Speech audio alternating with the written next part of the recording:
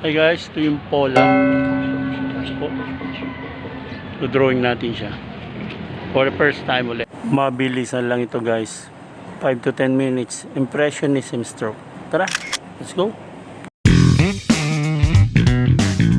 Yung mga gamit ko, ready ko na.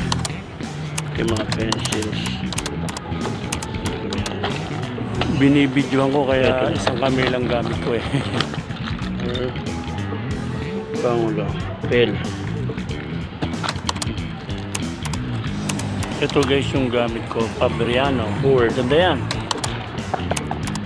Siyempre, kailangan ng watercolor. Yan. Saka itong brush, siyempre. Ito. Okay. Ganda ng panahon ngayon.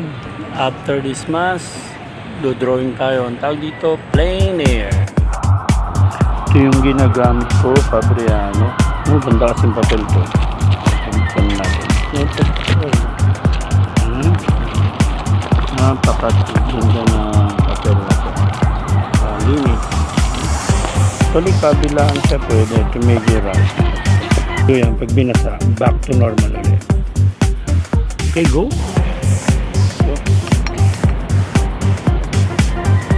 Tawagin din ng iba to eh, wasi-wasi stroke. Makahagod lang, makadrawing lang. Pero ito eh, may puso.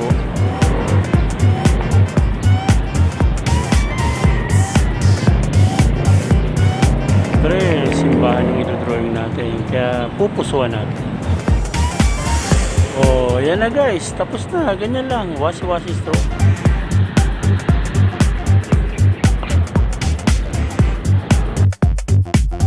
Okay, ngayon naman kuha tayo ng pen dahil pipirmahan natin yung aking drawing. Mahalaga yan. Ayan, napaka-special ng araw na ito. Ito, mahalaga mapirmahan, syempre. At lagyan din ng date para alaala. Special day ang araw na ito para sa akin. Muli sa pagkakataon ito, naiguhit ko na naman ang ating mahal na simbahan, ang bayan ng Parish Our Lady of the Abandoned Church. Yan na po.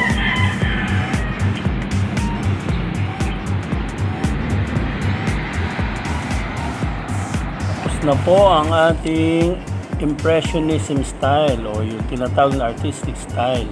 Kaya yung mga nagtatanong, simple lang po itong gawin, no? Mabilisan lang, 5 to 10 minutes.